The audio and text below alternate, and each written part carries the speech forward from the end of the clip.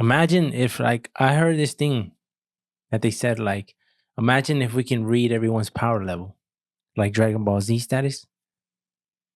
Like, it would be crazy because you would walk around, or before you even get into a fight with somebody, you're let me scan this motherfucker, right? But it would be straight up puro strength.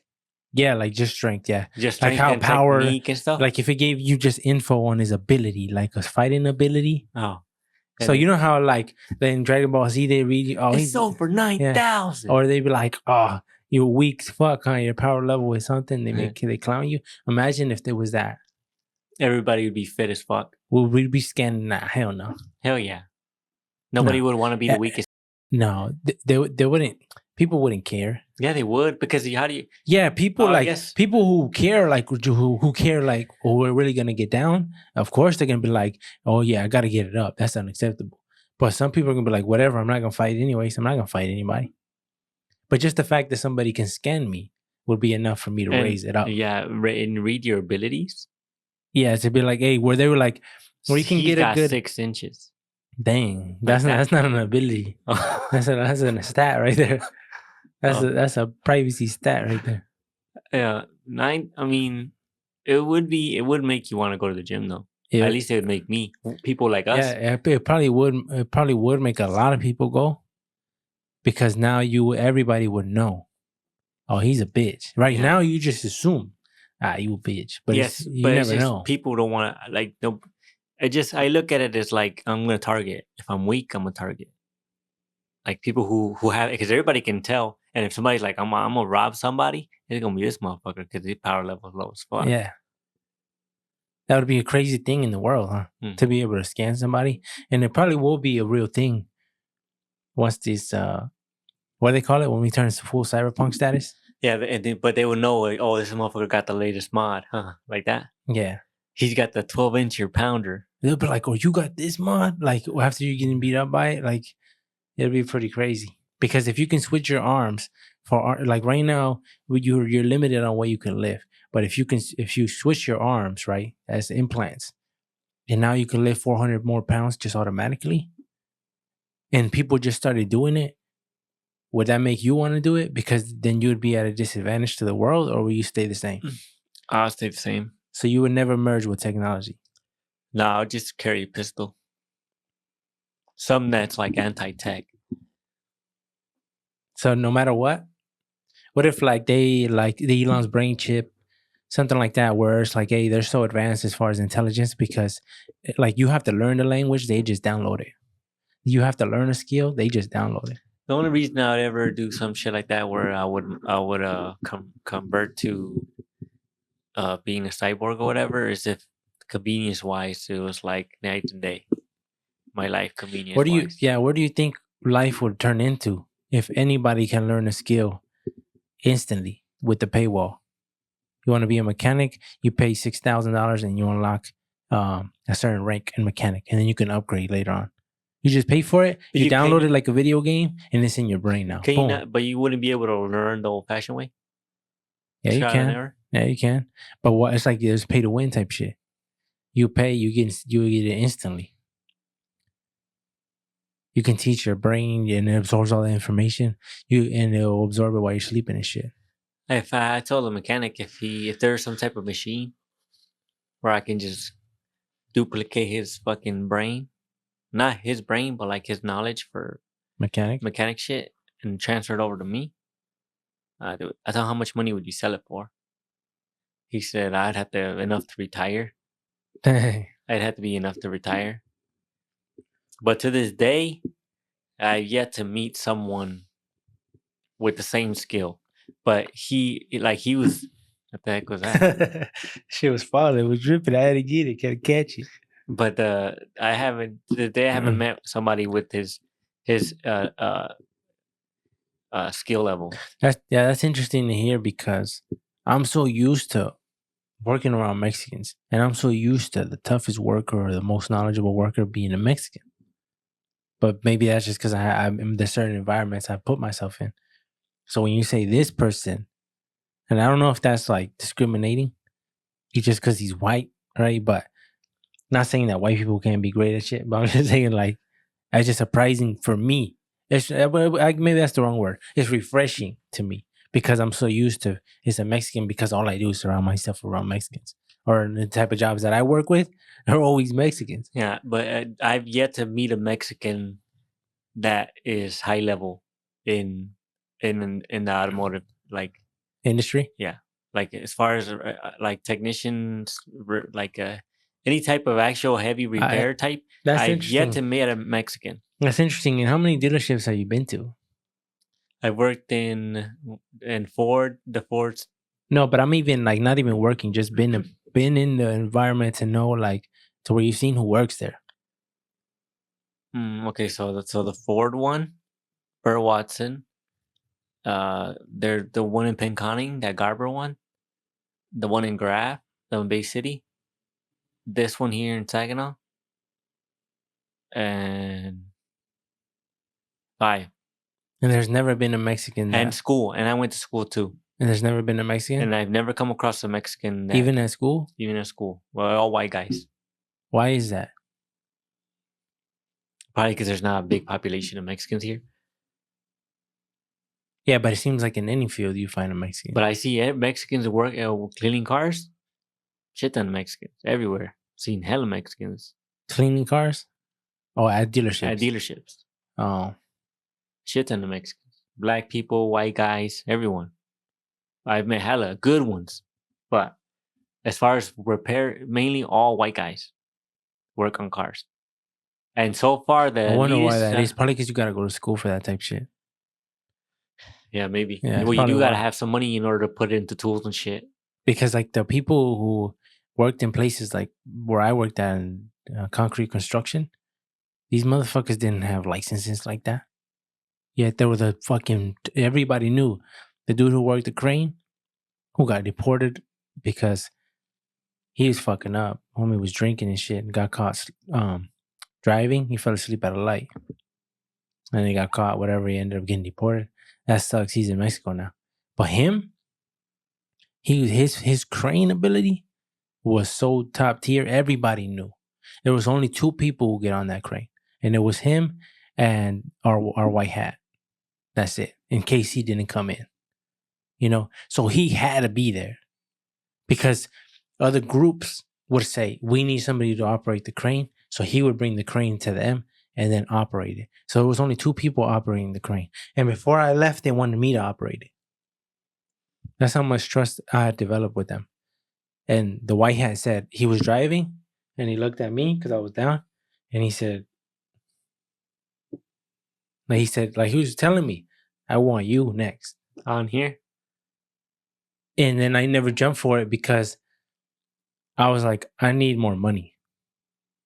And they never really gave me a serious proposition. Like they just wanted me to jump on it and just start working on it. But I was like, nah. If I set foot on there, I got to get paid. I'm not saying crazy. It got to be like right now you get $1 boost. And once you get it down, you get another $2 or something like that. But it couldn't be I step in there and nothing because that shit's hella dangerous. Hella dangerous. One fuck up, you can kill somebody. Now, I think somebody has died there. I don't know. I would still like every time you learn a skill, it's worth it. It's worth in it of itself. Yeah, I kind of regret not doing it, like not pushing for it, because I was willing to. I was like, if they ever push me to do it, I'm gonna do it. But I never like told them like, hey, yeah, let's do this shit. So I think they were kind of on the fence on whether I wanted to do it or not. But the reason why I didn't do it is because I said I wanted to get paid and the huge responsibility behind it. But now that I look back, I'm like, I should have done it because I would have got that type of skill. When I drove the Bobcats and everything, I learned it. So I don't know how to drive a Bobcat right now. And it would take me maybe a couple tries to get it back in, but I got it already. I know how to drive. I was driving fools with efficiency. And it just starts because it's all like when you're about to learn something, you don't want to fuck up. So it's always like that. You get a little nervous because you're like, damn, I never know how to use this shit. So when they were traveling, they were taking equipment, heavy ass equipment from one side to the other. They were just driving it, like go back and forth. And they were just using the Bobcat.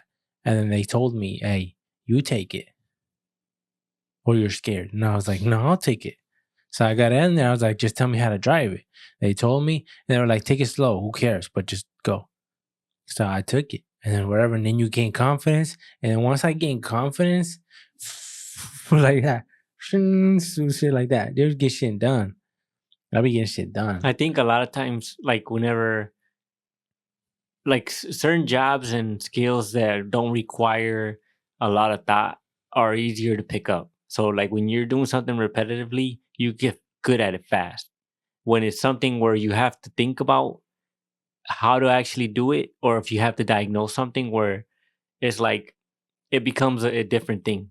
It's no longer, you can no longer get good at it as fast Yeah. because there's so much more to it. But when it's like you're just picking up something and putting it together with something else and you do the exact same thing every single day, you get hella good at it. Yeah. But if every day they give you a new piece, that's why I think putting it together is different every single day, you're like, it's okay, harder. well, you won't get as good at it as fast. It'll take you longer. It'll take you way longer. That's why mechanic, I feel like it would take you longer because you're not always doing the same shit. Yeah, and it's different cars. And when you're doing the same different thing, setups, and it's like in the same, you can have the same problem, but it be two different things. But it's the same problem, but there's two different symptoms, but it's the same problem, the same fix, but there's two different symptoms. But that's why it's like, that's why I'm like, if I could, I would take his brain, copy and paste the info, boom. Because there's so much times where he don't even look at shit. I've been looking at it all day, trying to figure shit out. And I go talk to him, and he hits me with a few questions that I already did, like checks. And I hit him with it, and he's like, check this, this, and this. It's probably going to be this. And I go back, check, boom. That's what it is. And I'm just because he's been doing it for so long. But I'm like, he hasn't even worked on the newer shit. Yeah, but I think once you work on cars like that forever, yeah, like he was where you were at one day. Oh, he went through all those struggles too. I know. He said nobody helped him. Because it's, I think, I don't know what it is about. How long has he been at that dealer though? 30 years. So when he got there, he was 19. When he got there, what was his level? Fresh? He wasn't that fresh, but he was like putting motors in and shit at his house. But putting motors in shit, like when he was 19, so I think he's like 46 or something like that. At 19, it was like their 90s or some shit. It was in the 90s. So like, if you look at all the motors that were in the 90s, it's way simpler. There's less computers, less wires. Everything's a lot easier to disconnect and hook up. But there's still a lot of like diagnosing for like drivability shit. There's a lot of stuff that still goes wrong with vehicles now happened back then. But as far as removing shit and putting it back together, it was a lot simpler than now. Now it's a bunch of shit, specialty tools you gotta have for a lot of shit. That's crazy though, to stick to something for 30 years. But he's good at it. You can tell he has an interest for it. And that's why he's good at it. I think you can only become in mechanic, like if you're thinking about working on cars and you kind of like it, but you don't love the shit, you don't have that interest in it. If you don't come home and research shit about cars on your spare time, you will never get to an elite level. Not to his level? His level, never. You don't think so? There's no way. Nope. Because I remember thinking back in the day, like eventually it's just a matter of time. But it's not. It's not just that. Because if you're not doing extra shit, if you're not doing extra training on your spare time for fun type shit, just to learn extra stuff about cars, you'll never get to his level. Because he's doing that shit every day, no matter where he's at. So he goes to work and does it. And then he would get out of work, go teach at school, and then he'd get out of work and go do side jobs. Cars. Yeah. That's crazy. Just cars. That's why I get tired of that shit. And he's done everything. If you think about any type of car, any type of maker model, he's done some shit over to it. And so how many you think like how many of him as far as like his expertise, like because they're for sure not at every dealership. No. See, or are they? No. At least one. No, because I mean, there's obviously one who's better than the rest at every dealer. Like if there was some odd competition, like where like state, like where the whole state, level, whatever, state, like the whole state of Michigan, he'd be competing top 5. He'd be competing top 5. You think so? Yeah, yeah. Because every dealer I worked with a shit ton of motherfuckers over the years. A lot of people, and it sounds like puro glaze or whatever, but like it just I can like there's like let's talk about my original mentor, right? My original mentor, he's an elite motherfucker too, but he only did motors and like other maintenance brakes and shit like that. But he wasn't rebuilding like transmissions. That wasn't his thing. But to have a guy that does everything, he front to back, he can do everything. Like that's it's rare for people to do. People don't want to get into transmissions for whatever reason. They don't fuck with them. They just want to avoid them at all costs. And he just got good at them. And just because of like he had to, and he had to just figure it out because nobody wanted to help him. Because whatever, I don't know what it is about people who work on cars at a dealerships is better now, but back in the day, it was like fend for yourself. Nobody gave a fuck about you. Figure it out. And you were lucky if somebody helped you. You were hella lucky. Now, and then when I first started, that's how it was. When I started over there in Watson, figure it out. When I was doing used cars, figure it out. So like, I remember coming to work being scared because I'm like, I'm not gonna be able to figure shit out. But you keep reading the description and operation of how shit works. You go do testing, you come back, you spend like 3 hours of fucking with it, and eventually you figure it out. But the whole time you're hella nervous and anxious and shit, like I'm not gonna be able to fix this. People are gonna fucking clown me because I'm fucking shit. Like that's all your mentality is all like your inner person's like you ain't shit like that all day until you finally figure it out. But once you figure it out, you're like, I'm top shit. Yeah, it feels hella rewarding when you fix it and you figure it out. And then it's different when you're the rook to when you teaching the rook, right? So you're the rookie, and then you're elite now, and you see another rookie come in. Now you're like, oh shit, it's another thing because now you're teaching him.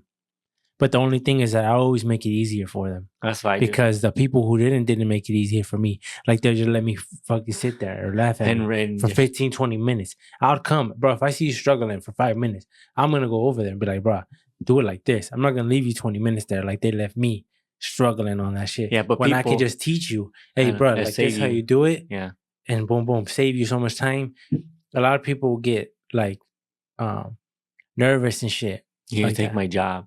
People will be like, I don't want to teach him because nobody taught me. Or if he gets good, he might get better than me. And I would always say that, and it would be cocky as hell, but I would be like, hey, I can teach you everything, but you'll never beat me. That's what I tell them.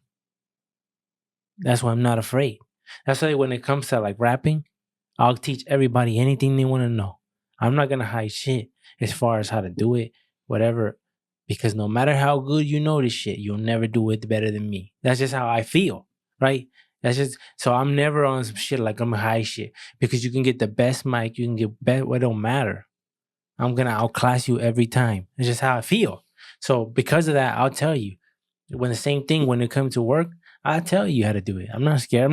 I don't like seeing people struggling because I remember when I was struggling, nobody helped me. And I would be like, that's fucked up. Somebody should have came, hey, whatever, and saved me 20 minutes of struggling. And it's when you're on your knees on rocks and shit, when you're on your knees on pebbles, that shit hurts. So I'm never gonna let that shit happen. But it feels good once you're at that level. When you could pop your shit sometimes.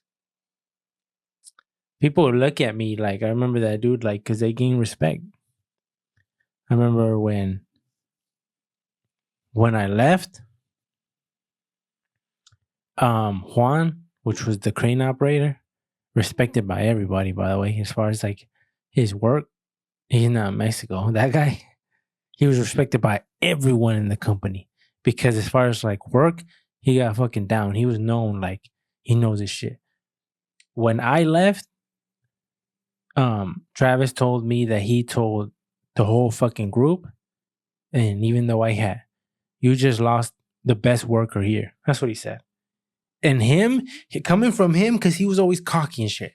He's I'm number one, whatever.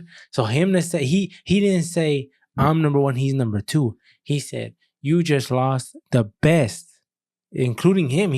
Because he was on the crane though. He was chilling, like whatever. So he's like, you just lost the best worker we fucking had here. And then that's when all the offers came. Oh, whatever. Come back, please. Daddy, come back. Travis telling me, swallow your fucking pride, man, and come back. Fuck no, bitch. You stay there. I'm moving on. Why don't you die in this company, man? Yeah, he's like, swallow your pride, man. Come back. Like, they learn. Like, whatever. Nah, fuck that. You're not supposed to work there like that forever. The toll it would put on your body for the pay, it's not worth it. It's not worth it. Like, it's good to do it when you're young, because why not? Like, it just makes you stronger. Working in the rain and the cold and fighting through it. Like, I'm glad I did it because I'm not scared of that no more. I've been cold for a long time. My foot went numb, like so cold. Like my feet, like you ever been so cold, your fingers start burning. That was my fingers.